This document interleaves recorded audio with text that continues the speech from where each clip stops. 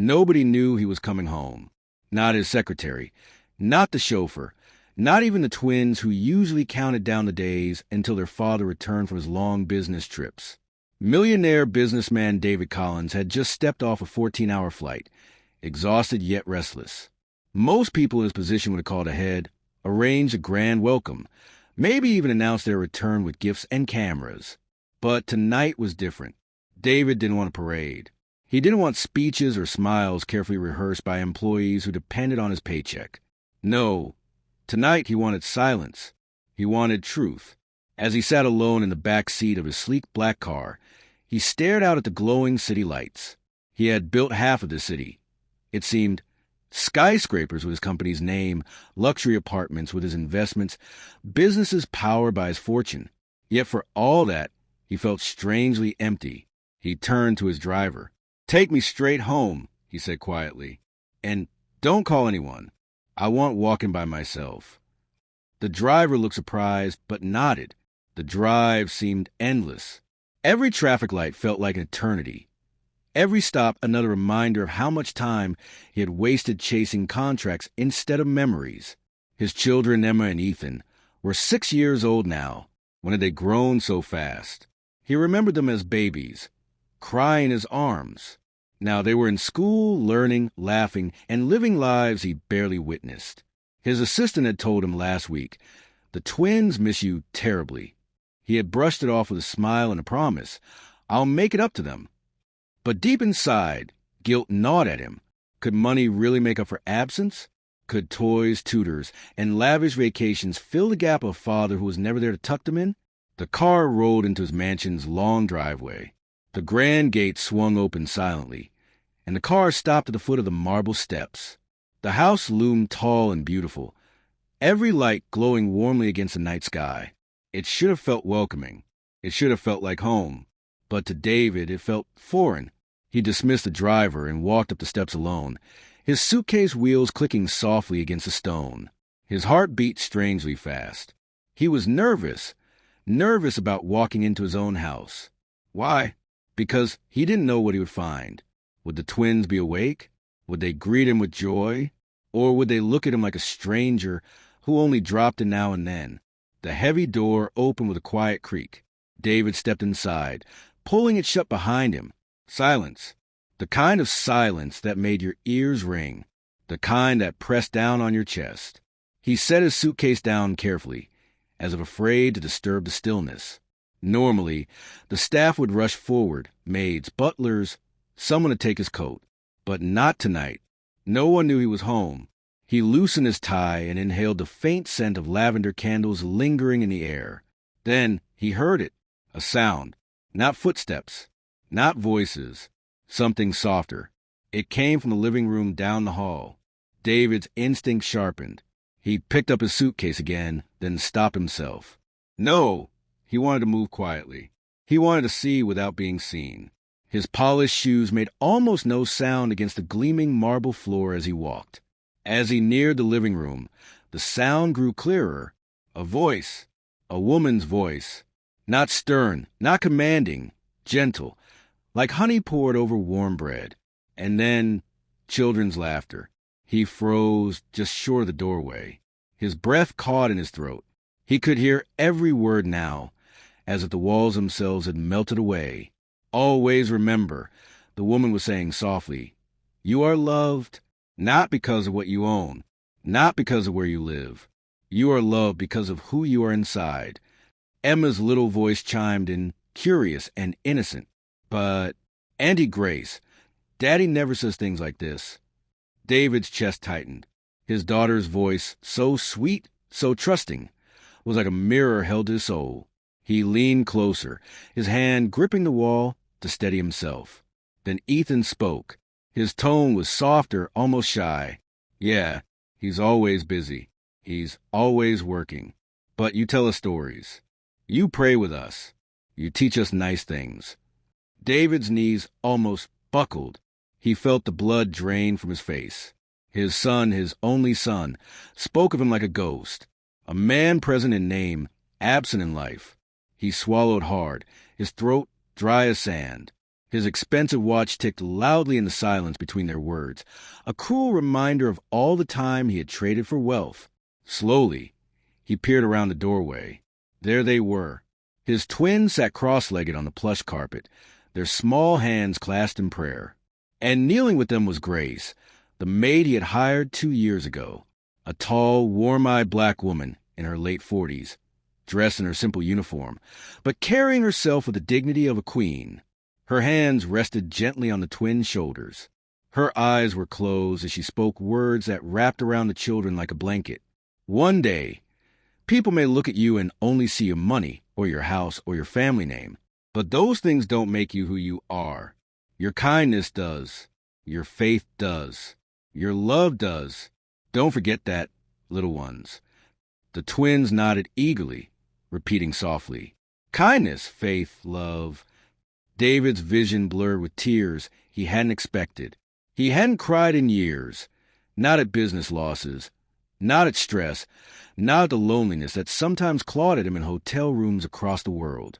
But now, standing in the shadows of his own house, watching his maid teach his children lessons he himself should have given them, he felt something break inside him.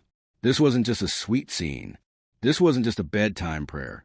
This was truth, raw truth, and it hit him harder than any business deal ever had. He had thought money was enough. He had thought providing luxuries meant he was being a good father. But right there, in his own living room, he saw the difference. His children weren't hungry for more toys or bigger houses. They were hungry for love. They were starving for guidance. And they had found it not from him, but from Grace. David stood frozen in place, unable to move, unable to breathe. His briefcase slipped from his hand, landing softly on the carpeted floor behind him. The sound wasn't loud, but it was enough. 3 heads turned toward the doorway. Emma's eyes widened. Ethan gasped. Grace blinked in surprise. And David Collins, the man who had built an empire, who had faced down competitors, who had stood on stages before hundreds of people, suddenly felt like a small, trembling boy. He had come home without notice, but what he had walked into was far more powerful than he could have ever imagined. David's heart pounded as 3 pairs of eyes turned toward him. His children, startled but delighted, leapt up from the carpet, their little feet pattering across the floor as they ran into his arms. "Daddy!" Emma squealed, her arms wrapping around his waist. "Daddy, you're home." Ethan added, his small hands clinging tightly to his father's leg. David bent down, scooping them both into his arms, their warmth, their laughter, their tiny hearts beating against his chest. He hadn't realized how much he had missed it. Tears stung his eyes, but he quickly blinked them away. He didn't want his children to see him cry, not yet. Behind them, Grace rose slowly to her feet. Her eyes widened, a flicker of worry crossing her face. She smoothed her apron nervously and spoke with respect. "I am sorry, Mr. Collins. I didn't know you'd be home tonight. I was just—" She hesitated, glancing at the twins. "I was just telling them a story before bed." Her voice trembled, as though she feared she had crossed an invisible line. After all, she was a maid. Teaching lessons wasn't part of her job description. Cleaning floors, preparing meals, tidying up, that was her role. But kneeling on the carpet, holding the hands of the millionaire's children, speaking to them about love and faith, that was something else entirely. David stood silent for a moment, still holding the twins. He wasn't angry, far from it, but he was shaken. He had expected to come home and surprise his kids with his presence. Instead, he was the one surprised by the unexpected lesson his maid had been teaching. "Daddy," Emma said, tugging at his collar. "We were praying." Ethan added eagerly, "Auntie Grace was telling us that people are loved for who they are, not for what they have. Did you know that, Daddy?" The innocent question pierced David's heart like an arrow. Did he know that? Once upon a time, yes, as a boy, raised by a hard-working single mother, he had known what it meant to have little but feel rich in love. But somewhere along the way, between the first million and the next 100 million, he had forgotten. He had started believing that worth came from possessions, from success, from the size of one's bank account. But here was Grace, reminding his children and unintentionally reminding him of a truth far more valuable than any empire. David gently set the twins down and straightened up, his tall frame towering in the elegant living room. His eyes settled on Grace. "What exactly were you teaching them?" he asked softly, not accusingly, but with genuine curiosity. Grace's hands fidgeted nervously. "Just small lessons, sir. Things my mother taught me when I was a little girl. I didn't mean to interfere. The children asked me to tell them something before bed, and—" "Tell me," David interrupted gently. "What did you say?" Grace hesitated, then took a quiet breath. Her voice grew steady as she repeated the words she had spoken to the twins only moments before. "I told them," she said slowly, "that one day people might judge them by what they own or how much money their family has. But those things, they don't last. What truly matters is kindness, faith, and love. Those are treasures that can't be stolen or lost." Her words hung in the air like music, echoing in the silence of the vast room. David felt his throat tighten again. He could see the twins nodding eagerly, repeating to themselves, kindness, faith, love. For a long moment, he didn't speak. He just looked at Grace, the woman who dusted his shelves, scrubbed his floors, washed his dishes, and realized she was giving his children something priceless, something he had failed to give them himself. The children broke the silence. "Daddy, did you ever learn things like that when you were little?" Emma asked, tilting her head. David swallowed hard. Memories stirred in his chest. His mother's face, her tired smile after long shifts, her voice whispering prayers over him at night. Yes, he had once learned those lessons, but he had buried them under ambition and greed. "Yes," he whispered finally, "I did." The twins looked surprised.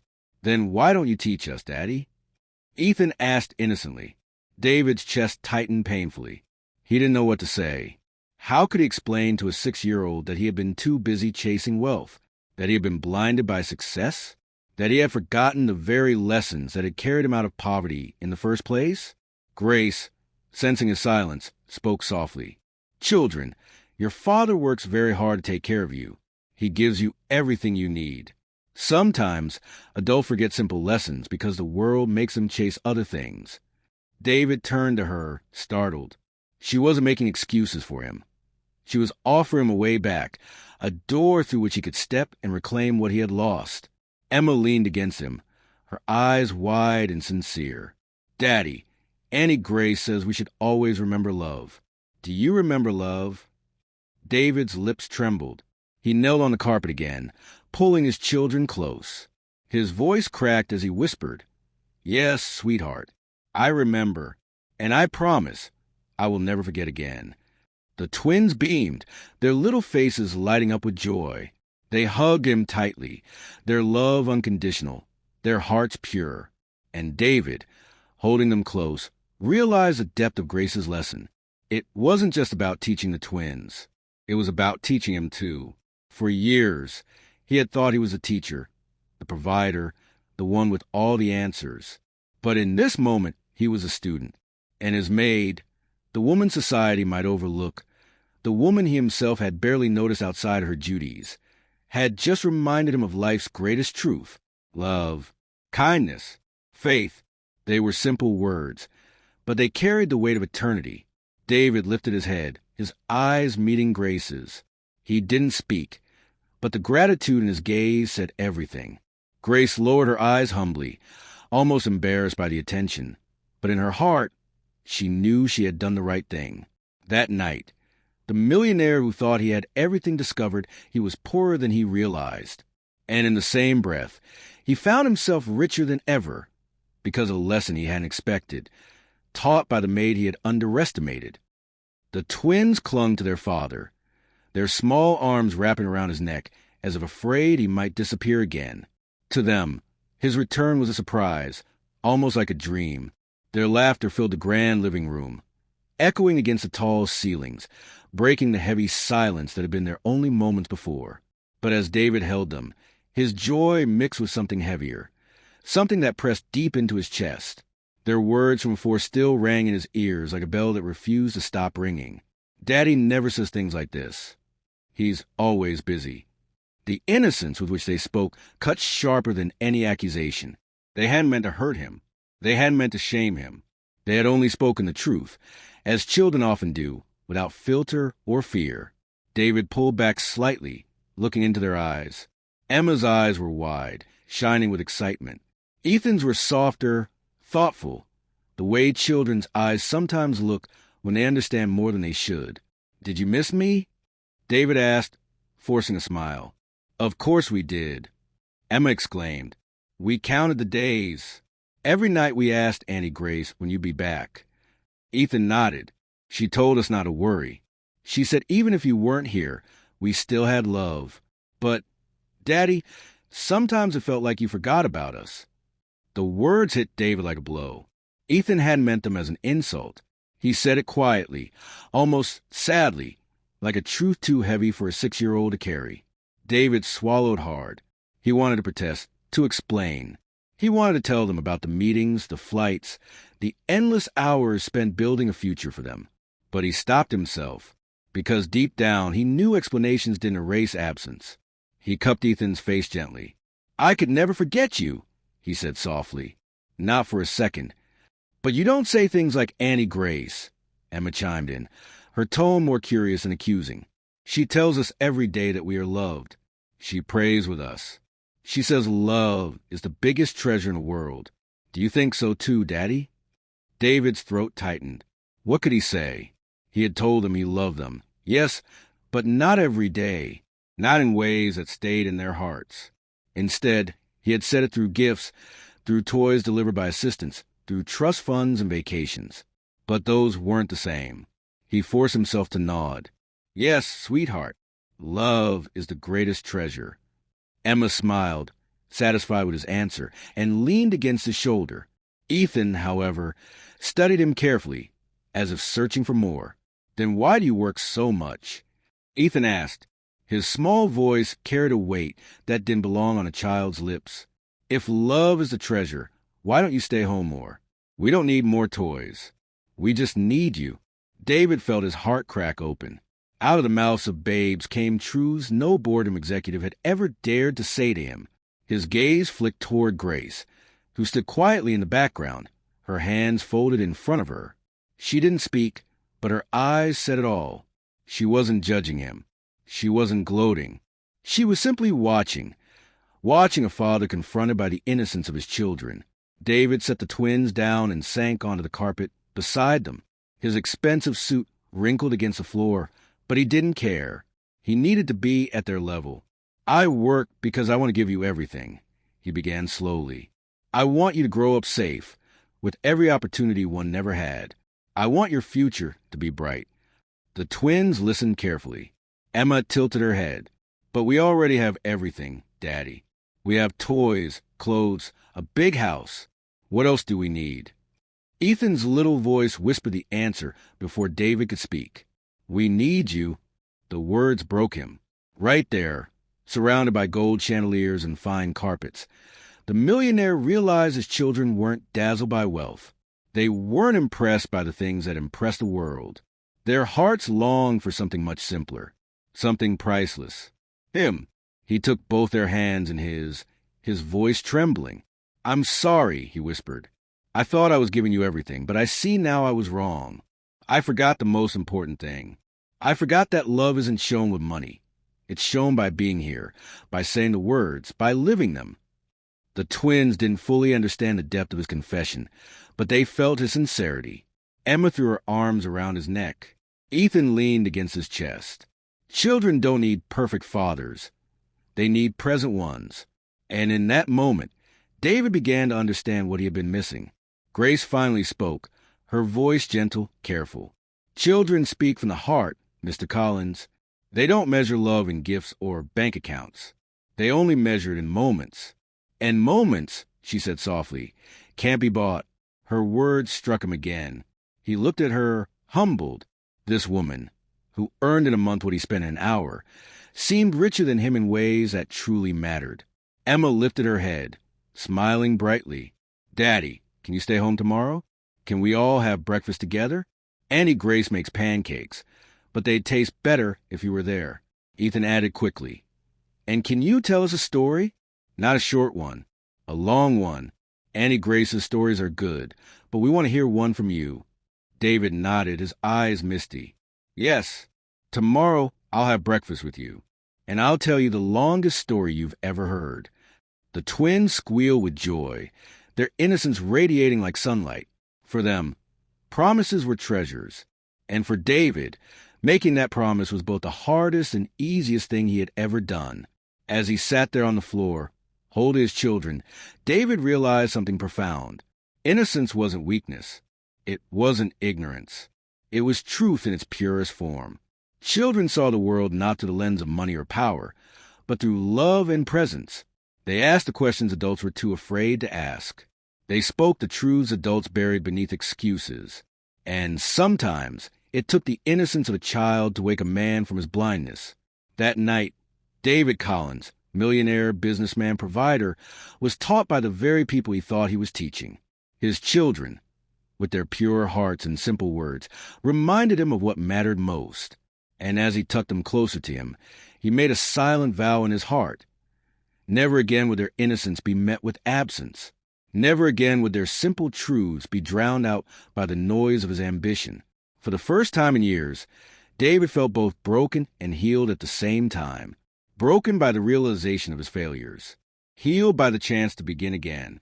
The innocence of his children had become his mirror, and in it, he finally saw the man he wanted to be. David sat on the floor with his children still wrapped in his arms, but his gaze kept drifting to Grace. She stood a few steps away, her hands folded politely, her head slightly bowed as though she wanted to shrink into the background. To the world, she was just the maid. To him, she had been invisible most of the time, someone who kept the house running so he didn't have to think about it. But tonight, as he replayed the scene he had witnessed, the twins kneeling with her, their tiny voices echoing her words, David began to realize something startling. Grace was more than a maid. She was a teacher, a comforter, a second mother, and she had formed a bond with his children that he hadn't. The realization made him shift uncomfortably. He, a millionaire with every resource at his fingertips, had provided everything except what mattered most. Yet this woman, with so little compared to him, had given his children something he couldn't put a price on. Daddy, Emma said brightly, pulling his sleeve, Annie Grace tells us stories every night. Ethan added, yes, sometimes too. She even teaches us songs. She says they're from when she was little.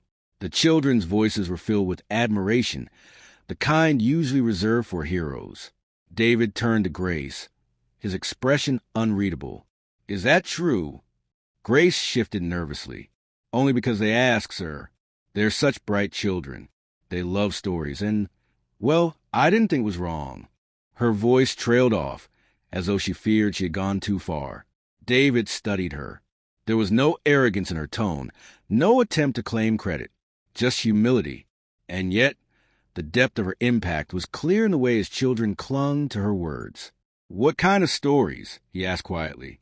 Grace's eyes softened as she recalled them.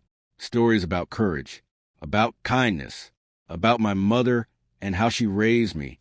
Sometimes I tell them Bible verses, sometimes just simple lessons, like how sharing makes hearts lighter or how being honest keeps your spirit free. Emma nodded eagerly. My favorite one is when she told us that stars shine brighter in the darkest sky. Ethan added, and mine is when she said love makes us strong, even when we're small. David's chest tightened. His children weren't quoting their teachers at school. They weren't quoting him. They were quoting Grace. And it struck him deeply, because those were the very kind of lessons his own mother used to whisper to him when he was a boy, back when he was poor, back when love was their only wealth. For a long moment, David couldn't speak. He was overwhelmed by a swirl of emotions, gratitude, shame, awe, gratitude that Grace had filled a void in his children's hearts, shame that the void had existed in the first place, awe at the strength of a bond formed quietly, without his notice. Finally, he found his voice. And what do they call you? Annie Grace? Grace smiled faintly, embarrassed. They started on their own. I never asked them to. At first, I told them I wasn't family, but they insisted. So I let them. I hope you don't mind." David's lips trembled. Mind? How could he mind? His children had given her a title of love, a title that belonged to family, that spoke louder than any paycheck. "I don't mind," he said softly, almost hoarsely. "I don't mind at all." The twins cheered, relieved, as if their father's approval made their affection legitimate. They ran back to Grace, hugging her waist. "See, Daddy doesn't mind." Emma squealed. Grace looked down at them with tears in her eyes, stroking their hair. "I love you two more than you'll ever know," she whispered. David's breath caught. Those words should have been his. But tonight, hearing them from her lips, he felt both wounded and healed. He realized that bonds weren't built on titles, but on time, on presence, on love repeated in small ways, day after day. Grace had been there in all the little moments, bandaging scraped knees, listening to bedtime questions, wiping away tears. She had given them constancy when he had given them absence, and they adored her for it. "Daddy," Ethan said suddenly, turning to him, "sometimes when you're gone for too long, Auntie Grace tells us you love us anyway. She says you work hard because you care." Emma nodded. "She tells us you're proud of us, even when you can't say it yourself." David's throat burned. Grace had not replaced him in their hearts. She had defended him. She had protected his image, softened his absence, and kept his love alive in their little minds even when he wasn't there to prove it. Why? She could have easily told them the truth, that their father was too busy, too distracted, but she hadn't. She had chosen to shield them. For the first time in years, David felt humbled. He turned to Grace, his voice low but heavy with emotion. "You've given my children something I should have given them myself. You've been more than a maid to them. You've been family." Grace shook her head quickly. "No, sir, I'm just doing what any caring person would do. Children need love. They need guidance. I only filled in the gaps when you weren't here. That's all." But David knew it was more than that. It wasn't just filling in. It was shaping, influencing, building the foundation of who his children would become, and the bond was undeniable. He could see it in the way his twins leaned into her side, the way they looked up at her with trust shining in their eyes. He had seen that look once before, in the mirror of his childhood, when he had looked at his own mother with the same admiration. David sat back slowly, a strange mix of grief and gratitude washing over him. He had been absent, yes, but perhaps God, fate, or destiny, whatever name people gave it, had placed Grace in his home to protect what he had nearly lost.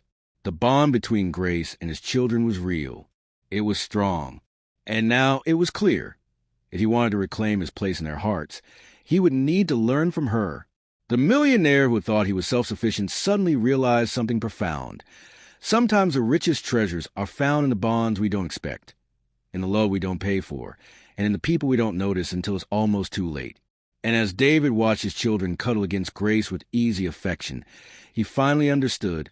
He wasn't jealous of the bond. He was grateful for it. Because without Grace, his children might have grown up with full pockets but empty hearts. And that thought terrified him more than anything else. For a long moment, David stayed silent, watching his children lean into Grace's arms as though she were a shelter in storm. Their laughter and chatter filled the room. But in his mind, another sound began to echo, a softer, older sound. It was his mother's voice. He could hear her as clearly as if she were standing right beside him. "David, listen to me, baby. The world will try to tell you you're not enough, that you're poor, that you're weak. But remember, you've got something money can't buy, your heart. And your heart will carry you further than gold ever could." The memory made his chest ache. He hadn't thought of her words in years. He had buried them under piles of contracts, deals, and endless ambition. He had drowned them out with the sound of clinking glasses at expensive dinners, with the applause of shareholders, with the hum of private jets. But now, with his twins' innocent eyes staring at him and Grace's gentle lessons still hanging in the air, those buried memories came clawing their way back. He remembered being a boy, no older than Ethan. Their small apartment had cracked walls and squeaky floors. Sometimes the fridge was nearly empty, and winter nights were cold enough to see your breath indoors.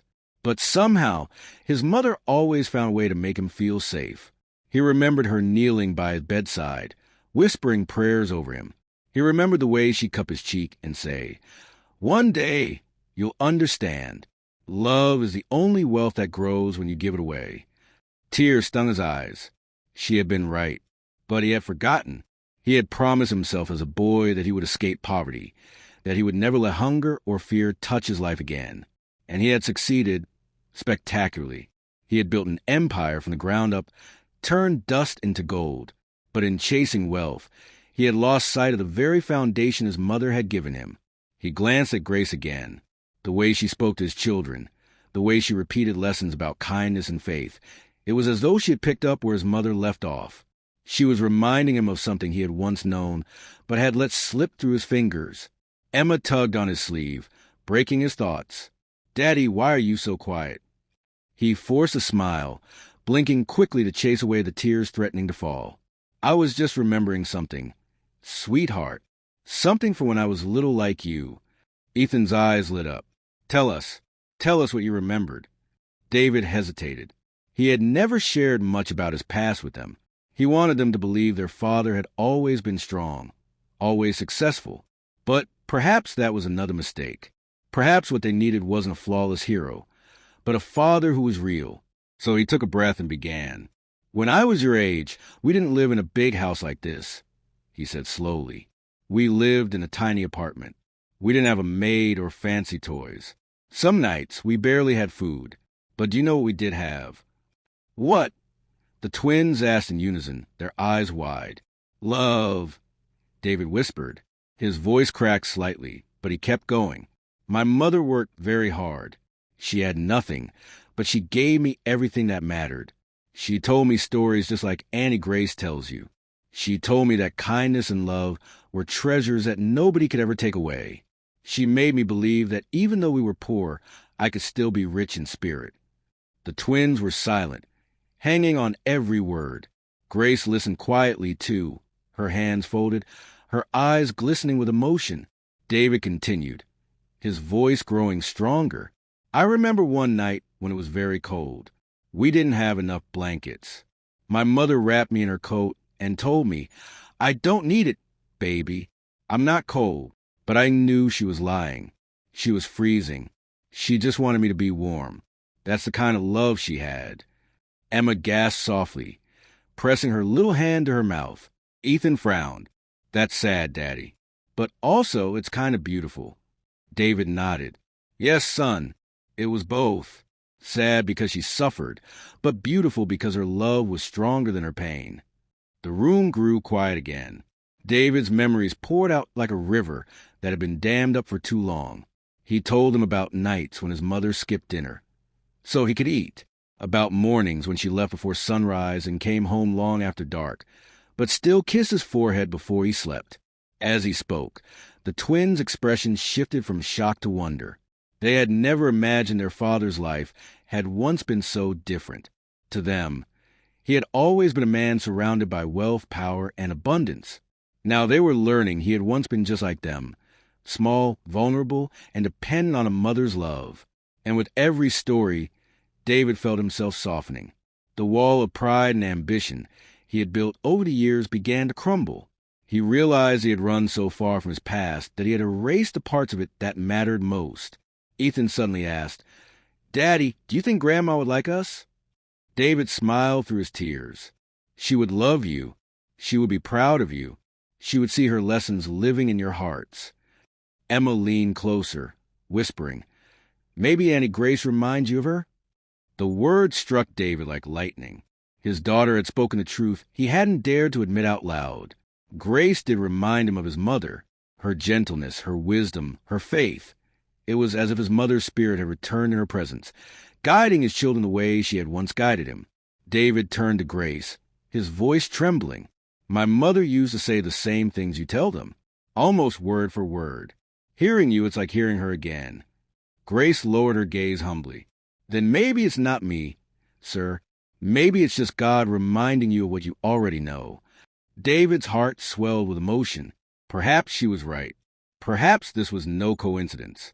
Perhaps Grace was placed in his home not just to clean, but to remind him of the truth he had forgotten.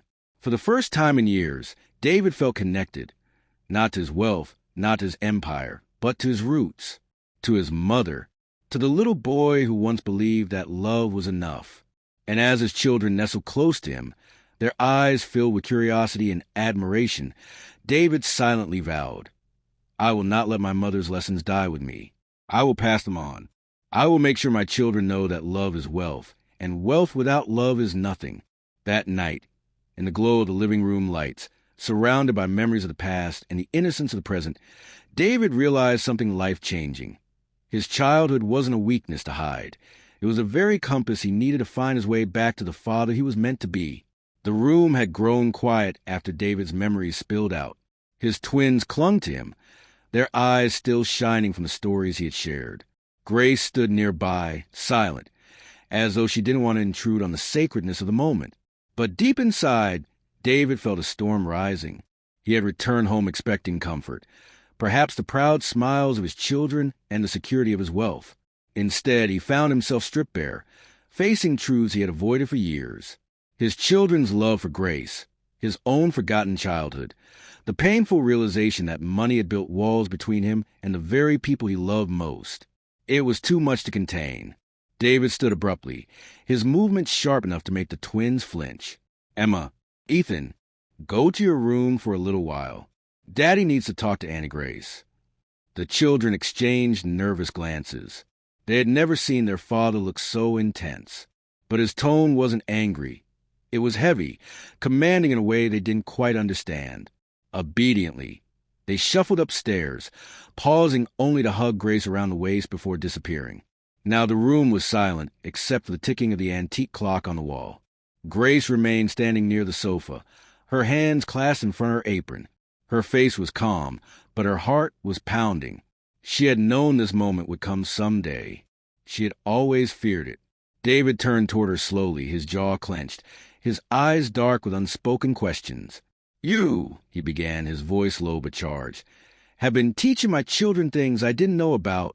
You've been shaping their thoughts, their hearts. You've been telling them stories, giving them lessons, making them love you as though you're their mother." Grace swallowed hard. "I never intended to replace anyone, sir. They only wanted comfort, and I—" "Comfort?" David cut her off, his voice rising. "Comfort is my responsibility. I am their father. I provide everything they could ever need." Grace met his gaze then, her own eyes glistening but steady. "With respect, sir, children need more than food and shelter. They need presence. They need someone to listen when they're afraid of the dark, someone to remind them they're loved even when the world feels cold." Her words hit him like blows to the chest. He wanted to argue, to insist that his wealth and hard work justified his absence. But a small voice inside whispered the truth. Grace was right. Still, pride is not easily silenced. "You overstepped," David said, his voice shaking between anger and anguish. "You're not their mother. You're not family. You were hired to clean, to care for them in small ways, not to take my place." Grace's lips trembled, but she didn't look away. "I never wanted to take your place. I only want to protect them from feeling abandoned. Do you know what it's like when a child cries for their father night after night and he isn't there? Do you know how many times I've wiped away their tears while they begged me to tell them you love them? I couldn't stay silent, sir. I had to tell them something. I had to give them hope." David froze, her words slicing through him. He saw flashes in his mind, his twins cry at night, reaching for him, whispering his name into the darkness while he sat in some boardroom across the world. "Don't," he whispered hoarsely, his anger cracking into pain. "Don't make me picture that." But Grace pressed on, her voice breaking but firm. "You need to picture it, because it's the truth. And if you keep running from it, they will grow up with wounds that no money can heal." The silence after her words was suffocating. David turned away, his hands pressed against his forehead. He felt like a man standing at the edge of a cliff, the ground crumbling beneath him. Finally he spoke, his voice hollow. "Do you think I don't love them? Do you think I work day and night for myself? Everything I built, all of it, was for them, so they would never know hunger, Never feel the shame I felt as a boy." Grace softened at that, her own tears falling. "I don't doubt your love, sir. But love without presence feels like absence to a child. They don't measure your heart by your bank account. They measure it by the moments you spend with them." Her words struck him harder than any business rival ever had. He felt his defenses collapsing. For the first time in years, David admitted the truth to himself. He had been so busy trying to shield his children from poverty that he had unknowingly starved them of love. His knees felt weak, and he sank back into the armchair, burying his face in his hands. The millionaire who commanded rooms of powerful men now looked like a broken child himself. Grace hesitated, then stepped closer. "Sir," she said gently, "I know you want to give them the world, but what they truly want is you. Your voice, your hugs, your laughter. They want to know you see them, hear them, cherish them." David lifted his head slowly, his face wet with tears he hadn't realized had fallen. "And you gave them all that when I didn't. I only filled the emptiness," Grace whispered. "But they still need you more than me." The room was still again, but this time it wasn't suffocating. It was sacred, like the pause before a man makes a life-changing decision. David exhaled shakily. "You're right. You're absolutely right. And that terrifies me, because I don't know if I even know how to be that kind of father anymore." Grace reached out then, something she had never dared to do before, and placed a gentle hand on his shoulder. "You can learn, sir. Love is not complicated. It's not about being perfect. It's about being present. Start small. Tell them a story tonight. Tuck them in. Remind them, with your own voice, that you love them. That's enough." David looked at her, and for the first time he didn't see the maid.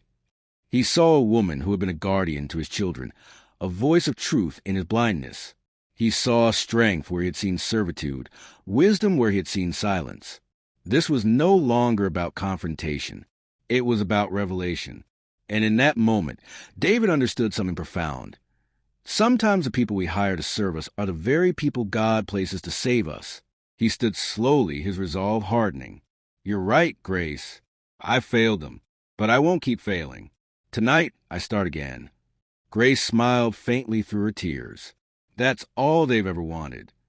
Upstairs, little footsteps padded against the floorboards. The twins peeked down the stairs, wide-eyed, having listened to more of the conversation than their father realized. When David saw them, he stretched out his arms. "Come here," he called, his voice softer, gentler than it had been in years. They ran to him instantly, their little bodies crashing into his chest. And for the first time in a long time, David didn't feel like a millionaire. He didn't feel like a provider or a businessman. He felt like what he truly was. Their father. David's arms tightened around the twins as they clung to him, their small faces pressed against his chest. For the first time in what felt like forever, he felt their warmth. Not the distant warmth of watching them from photographs his assistant sent him while he was away, but real warmth. Living, breathing, undeniable. "Daddy," Emma whispered, her voice muffled, "are you mad at Aunt Grace?"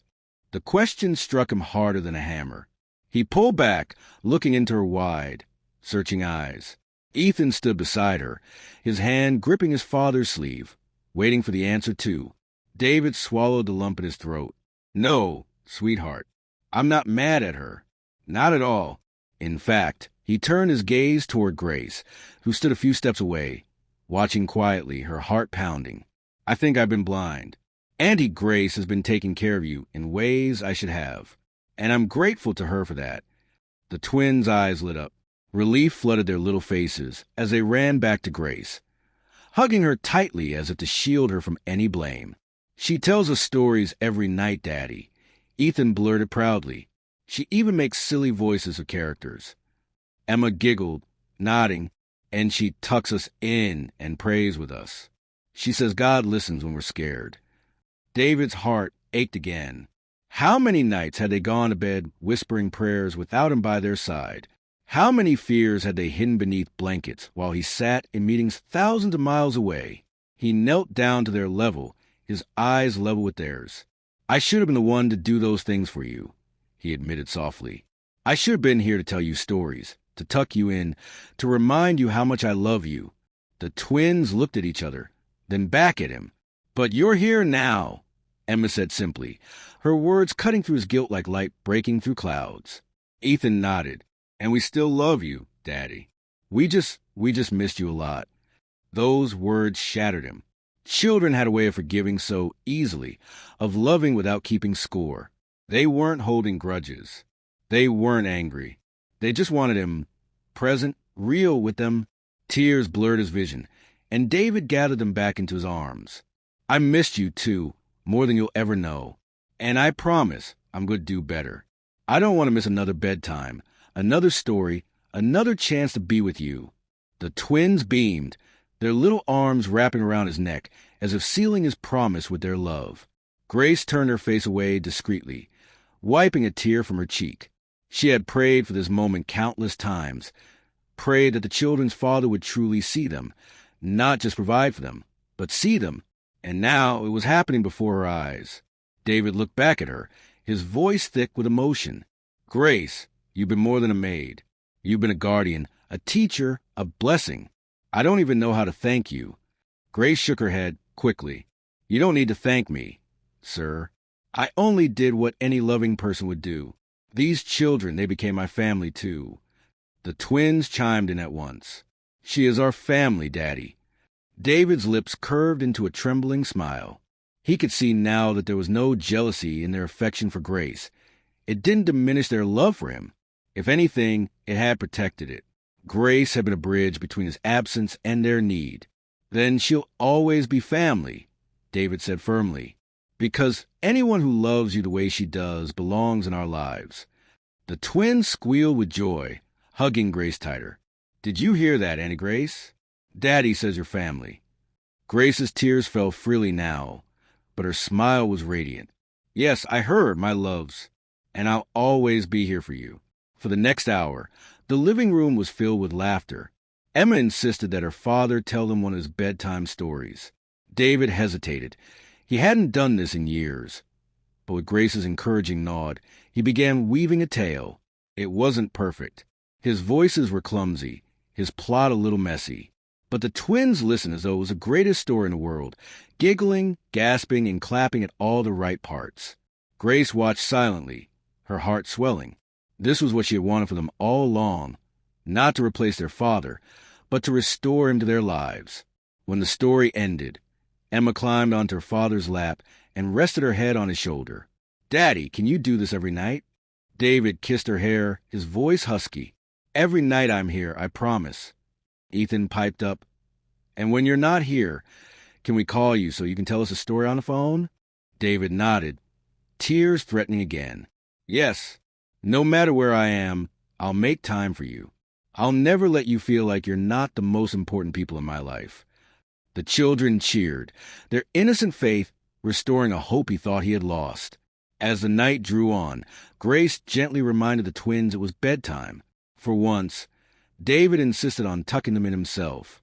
He followed them upstairs, listening as they chattered excitedly about how Daddy was going to tell stories now, and how Auntie Grace was family forever. In their room, he pulled the blankets up to their chins and kissed their foreheads. "Good night, my treasures," he whispered. "Daddy loves you."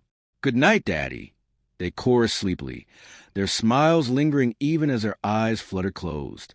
David lingered a while, watching them breathe peacefully, before quietly stepping out. Grace was waiting in the hallway, her face glowing with quiet pride. "They're happy tonight," she said softly. "Yes," David replied, his voice thick, "because for the first time in a long time, I chose them over everything else." Grace nodded, her eyes warm. That's all they've ever wanted. As they walked back downstairs, David realized the confrontation that had begun in anger had ended in grace. Quite literally. His children's response had shown him that it wasn't too late. Love could still rebuild what distance had broken.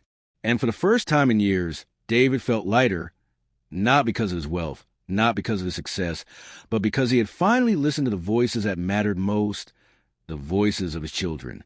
The house had grown quieter after the twins drifted off to sleep. Their soft breathing filled the upstairs rooms, while downstairs the lights cast a warm glow across the living room. David sat on the sofa, his hands clasped together, his thoughts heavy but strangely hopeful. Grace stood nearby, tidying a few toys the children had left scattered, though her mind was far from the task. She could feel David's eyes on her, heavy with questions he had never asked before. Finally, he broke the silence.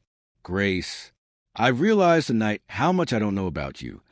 Grace froze for a moment, then slowly turned toward him. What do you mean, sir? I mean, David said carefully, I've had you in this house for years. I've trusted you with my children, with my home. And yet, until tonight, I never asked about you, who you are, where you come from, what made you the way you are with them. Grace's hands tightened around the small toy she held. She had always kept her past tucked away, locked in a place she rarely allowed herself to visit. But sincerity in David's voice made it clear. He wasn't asking out of idle curiosity. He was asking because he truly wanted to understand. She lowered the toy gently onto the table, then clasped her hands in front of her. My story is not one of riches, sir. It's not easy to tell. David leaned forward. Please, I want to hear it. Grace drew a deep breath, her eyes glistening as she began. I was born in a small village, she said softly. We didn't have much, just a little house with a leaky roof and dirt floors. My mother raised me alone after my father left. She worked herself to the bone, washing clothes for neighbors, scrubbing floors, doing whatever she could so we'd have something to eat. She never complained, but I could see the exhaustion in her eyes. David listened intently, his chest tightening. Grace's story already echoed the struggles of his own childhood. She used to tell me, Grace continued, her voice trembling with memory, Grace, we may not have money, but we have dignity. And dignity comes from kindness, from honesty, from faith. Those words, they became my compass. She believed that love and faith could carry us through any storm. Grace paused, her eyes distant. When I was about Emma and Ethan's age, my mother fell sick, very sick. I would sit beside her, reading prayers out loud, holding her hand. One night, she whispered to me, Promise me, Grace, that you'll always care for others the way I cared for you. And then she was gone. Her voice cracked, and she covered her mouth for a moment, steadying herself. David's throat tightened. He could almost see the little girl Grace had once been, sitting by her mother's bedside, clinging to promises too heavy for a child to carry. What happened to you after? He asked gently. Grace exhaled shakily. I had no one. Relatives took me in for a while, but they treated me more like a burden than family. I learned quickly how to work. Cleaning, cooking, watching over other people's children. It was the only way I survived. But even when life was cruel, I remembered my mother's words. Be kind. Be honest. Have faith. Her eyes softened then, turning toward the staircase where the twins slept. When I first came to this house, I told myself it was just another job. But the moment Emma and Ethan looked at me with those innocent eyes, something inside me broke open.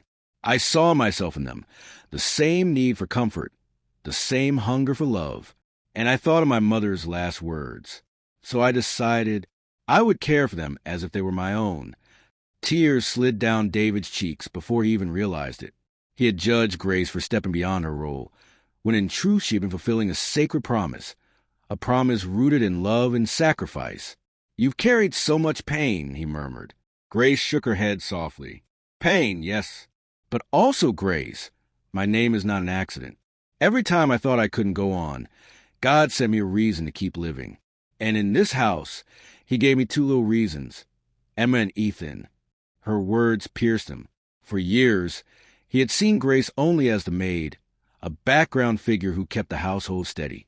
Now he saw her in an entirely new light, a woman shaped by loss but strengthened by faith, someone who had transformed her own suffering into love for his children. Grace, he whispered, his voice unsteady, I don't deserve what you've given them, or what you've given me tonight by sharing this. I can't imagine the strength it took to live through what you lived through. Grace smiled faintly, though her tears kept falling. Strength comes when there's no other choice. And love makes the burden lighter. David leaned back, wiping his face with both hands. He had spent his life measuring worth in terms of money and success.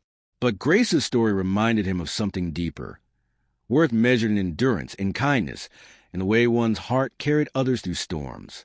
There was a long pause before David spoke again. You know, listening to you, I feel like my mother and your mother would have been friends. They both gave us the same lessons, even though they never knew each other. Grace nodded, her expression glowing with quiet reverence. Yes, perhaps they're both watching now, proud of what their children have become. The thought shook David to his core. For the first time in years, he imagined his mother not as a distant memory, but as a presence, smiling down at him, urging him to carry forward the love she once gave him. He whispered, almost to himself, maybe that's why our paths crossed. Maybe you were sent here to remind me. Grace said nothing, but her eyes spoke volumes. The silence that followed wasn't empty. It was full of shared pain, shared faith, shared humanity. Two people from different worlds, connected by invisible threads of love and loss. At last, David stood, his voice firm but gentle. Grace, you are not just an employee here. You are family. And from this day forward, I want you to know you'll never be treated as anything less. Grace's hand flew to her mouth, her eyes widening in shock. She had never expected such words from him. Sir, I don't know what to say. Say nothing, David said, his tone resolute. Just keep being who you are for them and for me, because you've given us more than I ever realized we needed. Grace bowed her head, her tears flowing freely now. Thank you, sir. That means more than you'll ever know. David looked toward the staircase once more, his heart swelling with a mix of gratitude and conviction. He knew the road ahead wouldn't be easy. He couldn't erase the years he had missed. But tonight, hearing Grace's story, he understood one thing with absolute clarity. He had been blessed with a second chance, not just to be a better father, but to be a man his mother would have been proud of. And that second chance had come through the quiet strength of a woman named Grace. The night after Grace shared her story, David lay awake in his bed, staring at the ceiling. His heart was heavy, but for the first time in years, it was not heavy with emptiness. It was heavy with conviction. Grace's words echoed in his mind like a song that refused to fade. Strength comes when there's no other choice. And love makes the burden lighter. He kept replaying that line over and over. It had pierced him in a place money and power could never reach. For years, he had told himself he was doing enough simply by providing for his twins financially.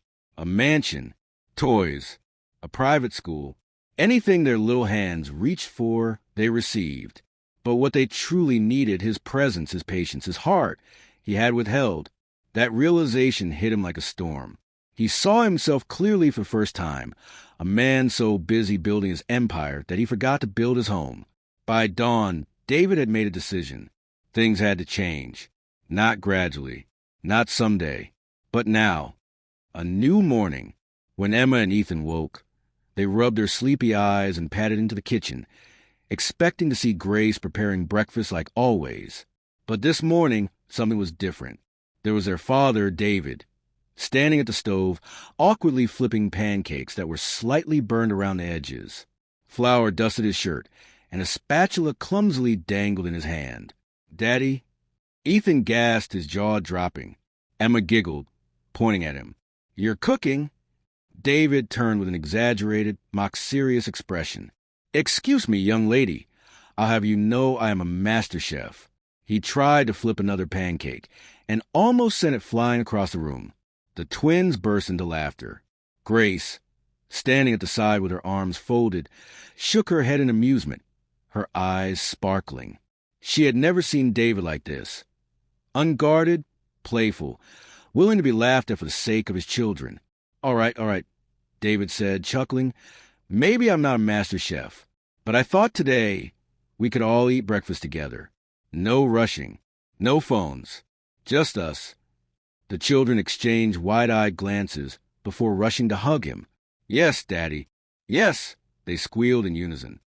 Over the next few weeks, David began reshaping his life piece by piece.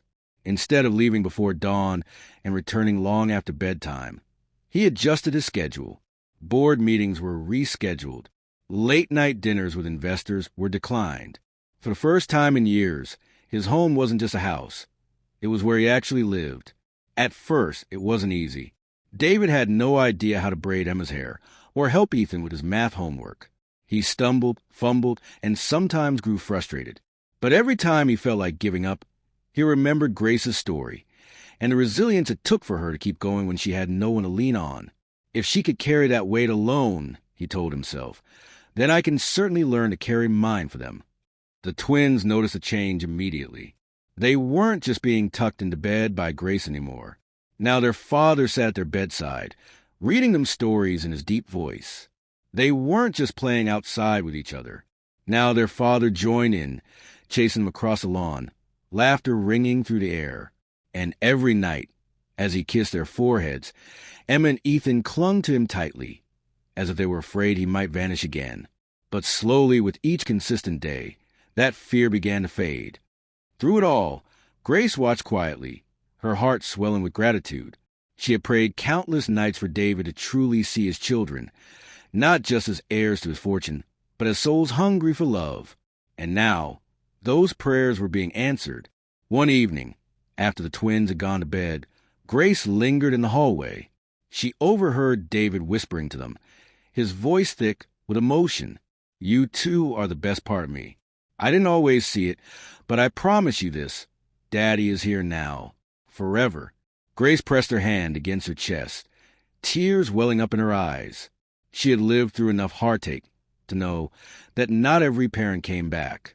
But David had, and the children's lives would never be the same because of it. David's transformation wasn't confined to his home. Word began to spread in his business circles. Some colleagues scoffed, claiming he was becoming soft. Others whispered that stepping back from his empire was a mistake. But David no longer cared. At a board meeting one morning, a sharp-tongued investor challenged him. "David, are you really telling us you skipped a conference in London because of a school recital?" David straightened, his voice steady. "Yes, because that recital matters more. My children matter more. If that bothers you, then perhaps you don't belong on this board." The room fell silent. For the first time, David realized that leadership wasn't about being the richest or the busiest. It was about being true to your priorities. And for him, that priority was no longer his empire alone. It was his family. Emma began to bloom under her father's attention. No longer was she the shy little girl who clung only to Grace. Now she proudly held her father's hand at school events, her face glowing whenever she spotted him in the crowd. Ethan, too, transformed, his laughter louder, his confidence stronger. He no longer felt like he was competing with business deals for his father's affection. He finally had his father, not just in name, but in heart. Grace often marveled at the children's joy. Love has a way of healing wounds faster than time ever could, she thought. One quiet evening, after the children had gone to bed and Grace had retired to her room, David stepped outside onto the balcony. The night air was cool, the stars glittering above. He thought of his mother, her tired hands, her unwavering faith. He thought of Grace, her sacrifices, her courage. And he thought of his children, their innocence, their resilience, their boundless capacity to forgive. Tears pricked his eyes. "I wasted so many years," he whispered into the night. "But thank you for giving me another chance." For the first time in his life, David felt something money could never buy: peace. The mansion, once cold and echoing with silence, now pulsed with life. Music floated through its halls. Children's laughter bounced off its walls. And the kitchen smelled of meals cooked together instead of eaten alone. Even the staff noticed a shift. Where once they had tiptoed around the house as if afraid to disturb its emptiness, now they worked with lighter hearts, smiling at the warmth that had returned. The change was undeniable. David had not only transformed himself, he had transformed his home. And at the center of it all was Grace, the quiet maid who had simply chosen to love two children as her own, and in doing so, taught a millionaire what true wealth really meant. The sun poured golden light through the tall windows of the mansion, illuminating the living room where Emma and Ethan were sprawled across the floor, giggling as they played a board game. David sat on the sofa nearby, watching them with a smile that reached his eyes. Grace quietly folded laundry at the corner table, humming a soft hymn under her breath. It had been months since that fateful night when David returned home unannounced and stumbled upon Grace teaching his children lessons that went far beyond reading and writing. Months since he discovered the woman behind the apron, the story behind the gentle voice, the love behind the care. And now, everything had changed. One afternoon, Emma came running into David's study, clutching a brightly colored flyer in her small hands. Daddy, look. My class is doing play next week. I'm going to be the son. David took the flyer, his eyes warming as he read it. The son, huh? That sounds important. It is. Emma beamed. Because the sun gives light and makes everyone happy. You'll come watch me, right? David leaned down, kissing her forehead. Not only will I come, sweetheart, I'll be sitting in the very front row. Ethan peeked from behind her, holding up his own paper. And I have a science fair coming. I built a volcano that actually erupts. You'll come too, won't you, Dad? David laughed, scooping both children into his arms. I wouldn't miss it for the world. Grace watched the moment quietly from the doorway, her chest tightening with joy. Once upon a time, these children had looked to her alone for promises like that. Now they had their father, too, and he was keeping those promises. The school auditorium buzzed with chatter as parents filled the rows of seats. David arrived early, Grace walking beside him, helping guide the excited twins to their backstage area. He wore no suit today, no stern expression, just a father's proud smile and a camera dangling from his neck. When Emma stepped on stage, her costume made of yellow felt and sequins, David's heart swelled. She stood tall, delivering her lines with confidence that radiated through the room. And when her eyes found him in the front row, her face lit up brighter than the stage lights. Afterward, she ran straight into his arms. Did you see me, Daddy? I saw you, he whispered, lifting her high into the air.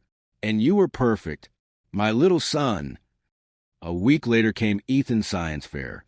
David stood by the table, surrounded by other parents, as Ethan proudly explained his volcano model.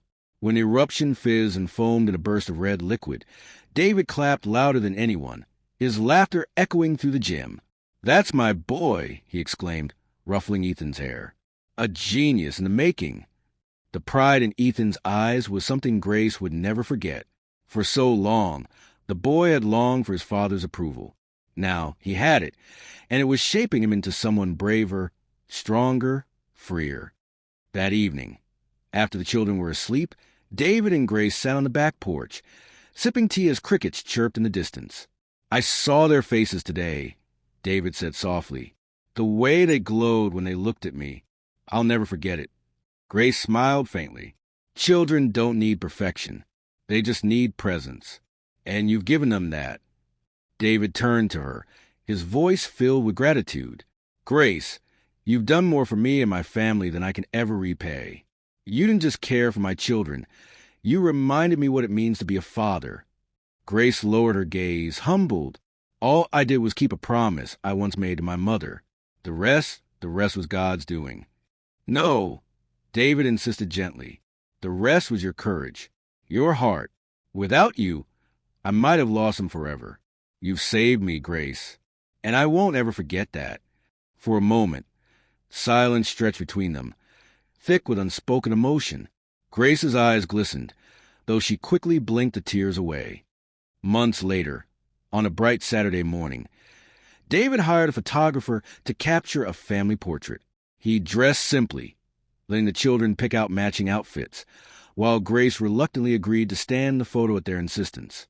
When the shutter clicked, the picture froze a moment in time, David kneeling between his twins, his arms wrapped around them, their laughter frozen in the air.